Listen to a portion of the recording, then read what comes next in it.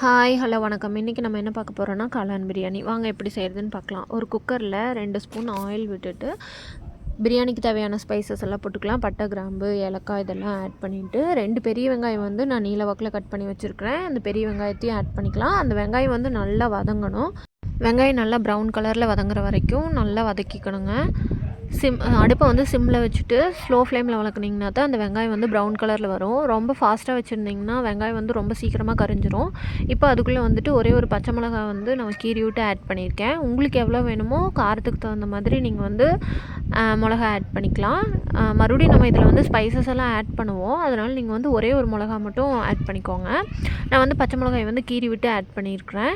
இப்போ வெங்காயம் பார்த்திங்களா நல்லா ப்ரௌன் கலரில் வந்துருச்சு. இஞ்சி பூண்டு பேஸ்ட்டும் சேர்த்து அதோட பச்சை வாசம் போயிடணும். அதுக்கப்புறம் வந்து 2 தக்காளி ஆட் பண்ணியிருக்கிறேன். 2 தக்காளி வந்து நல்லா பொடி பொடியாக கட் பண்ணி வச்சு அதில் ஆட் பண்ணியிருக்கிறேன்.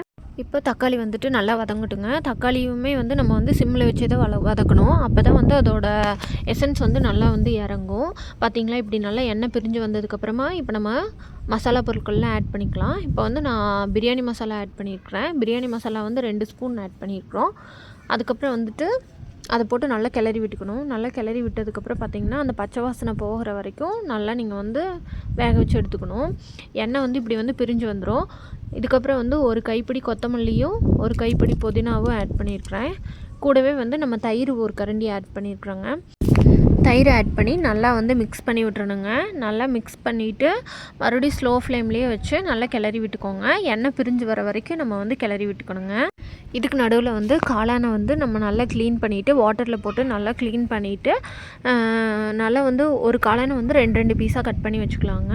அதுக்கப்புறம் வந்து நான் சீரக சம்பா ரைஸ் வந்துட்டு 1 கப் எடுத்துருக்கிறேன். அது வந்து தண்ணியில் போட்டு ஊற வச்சுக்கலாம். அது ஊறினதுக்கப்புறம் வந்து பார்த்திங்கன்னா ட்ரைன் பண்ணி வச்சுக்கணும். அலசிட்டு ட்ரைன் பண்ணி வச்சுக்கணும். இப்போ வந்து பார்த்திங்கன்னா எண்ணெய் பிரிஞ்சு வந்திருக்கும். இதில் வந்துட்டு இப்போ இதில் தேவையான அளவு உப்பும் மிளகாத்தூளும் ஆட் பண்ணிக்கிறேங்க. மிளகாத்தூள் வந்து உங்களுக்கு காரத்துக்கு தகுந்த மாதிரி நீங்கள் ஆட் பண்ணிக்கோங்க. இதை 2ஐயும் ஆட் பண்ணதுக்கப்புறமா வந்து நான் கட் பண்ணி க்ளீன் பண்ணி வச்சுருக்கிற காளானை வந்து ஆட் பண்ணிக்கிறேன். காளான் போட்டுட்டு நல்லா கிளறி விட்டணும். கிளறி விட்டு காளான்லேருந்து தண்ணி வரும். அதுலேயே வந்து காளான் வந்து நல்லா வெந்துக்கும். இப்போ வந்து அரிசிக்கு தேவையான அளவு நம்ம தண்ணி ஊற்றிக்கலாங்க. 1 டம்ளர் சீரக சம்பா அரிசிக்கு 1.5 டம்ளர் தண்ணி ஊற்றிக்கிறேங்க நான்.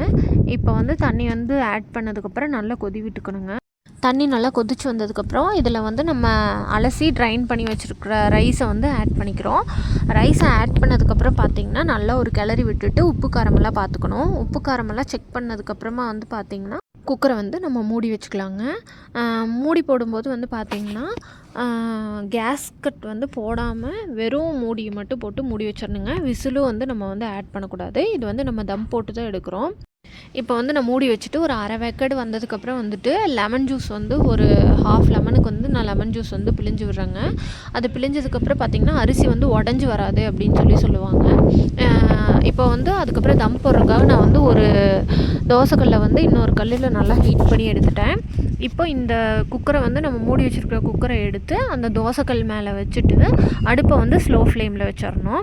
அதுக்கப்புறம் வந்து அப்பப்போ நீங்கள் ஓப்பன் பண்ணி பார்த்திங்கன்னா நல்லா வந்து இந்த மாதிரி ரைஸ் வந்து ஹாஃப் பாயில்டு மாதிரி குக் ஆகிருக்கும். இதில் வந்து நீங்கள் வந்து கீ போட்டு மறுபடியும் ஒரு கிளறி விட்டுட்டு மறுபடியும் லாக் பண்ணி வச்சிடணும்.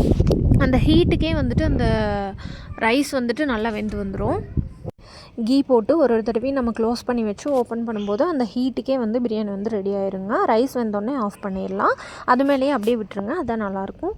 இது தயிர் ரைட்டாக ட்ரை பண்ணி பார்த்துட்டு எப்படி இருந்ததுன்னு சொல்லுங்கள். பாய்.